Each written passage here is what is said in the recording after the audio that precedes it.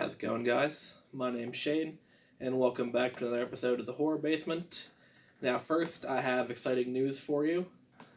Trevor, the giant gray skull, is back, because as you know, it is officially the middle of November, which means we have to stop celebrating Halloween upstairs, or people will think we're weird. So Trevor has made his way back down to the basement, where he will be here, where we secretly keep celebrating all Halloween all year round. And speaking of it not being Halloween outside of the basement anymore, let's talk about a movie that's not a horror movie. But that was included in the Treeline Films 50 classic horror movies box set that I cover here on this show, the Classic Horror Review series. Today's movie is The Fatal Hour from 1940.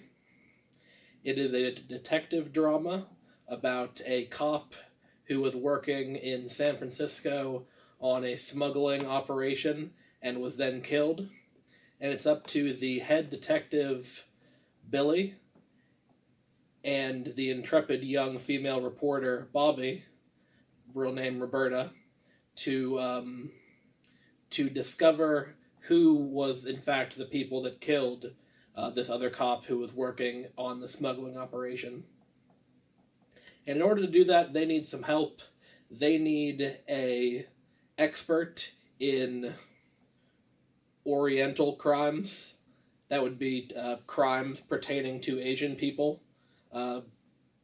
So, of course, the most famous Chinese detective of the world volunteers to help them, and that would be Mr. Wong, also known as the Chinese Copper by all the 2-bit criminal characters in this movie.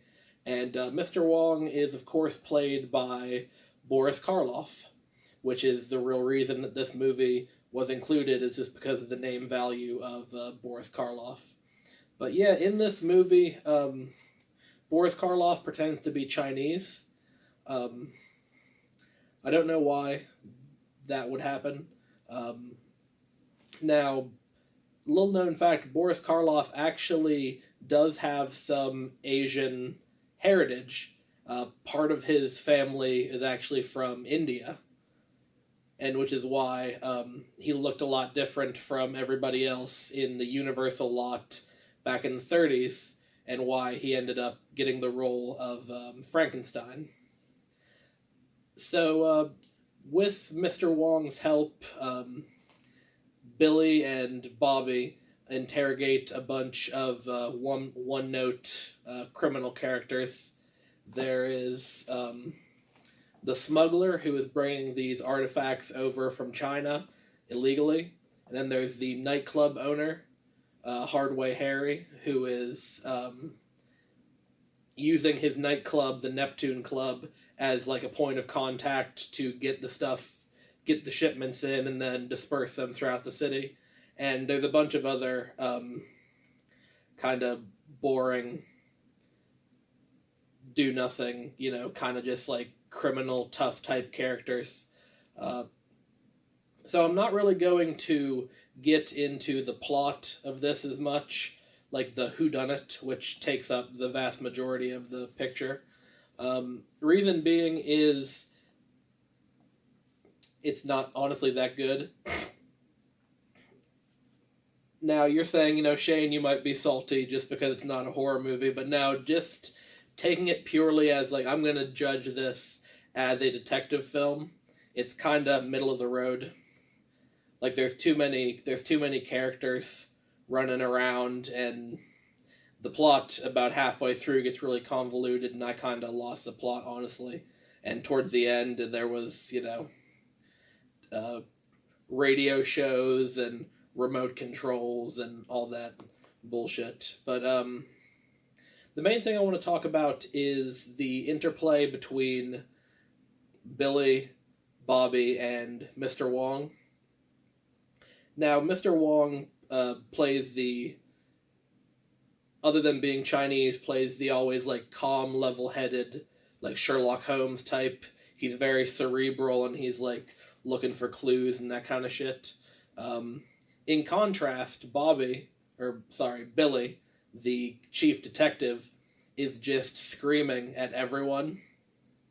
Like, anytime there's a witness or someone that needs interrogated, he's just like, "Why'd you do it? Why'd you kill him?" Like, there's one time someone gets murdered in a hotel, and one of the cleaning ladies is a potential witness, and Billy sits her down in a chair and starts grilling her and yelling at her, and everyone else is like, "Dude, calm the fuck down. It's cleaning lady." And then the third member of our trio is Bobby, the reporter. Now, she is not on this case in any official capacity.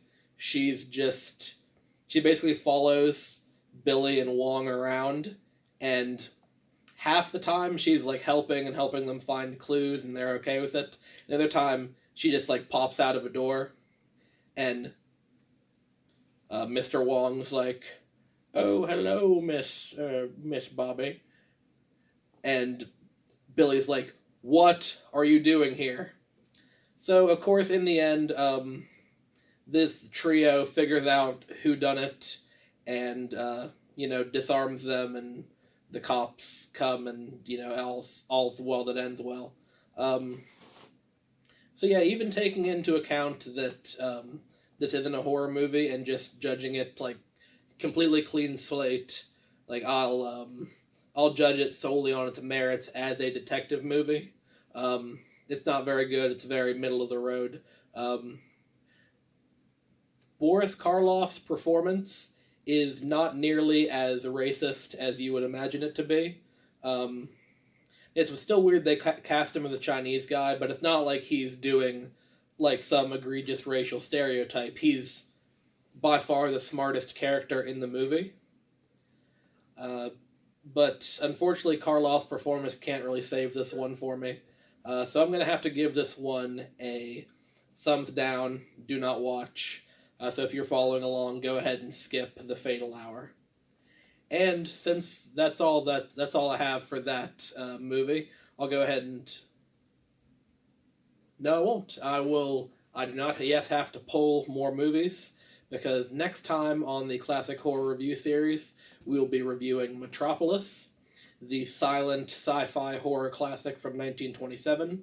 And also, I just went out and got a couple more slightly more modern movies to watch as I'm kind of building up my collection for the channel. So keep a lookout. Go ahead and hit like and subscribe so that you'll be notified next time I upload. And I will see you all in the next one. Thank you.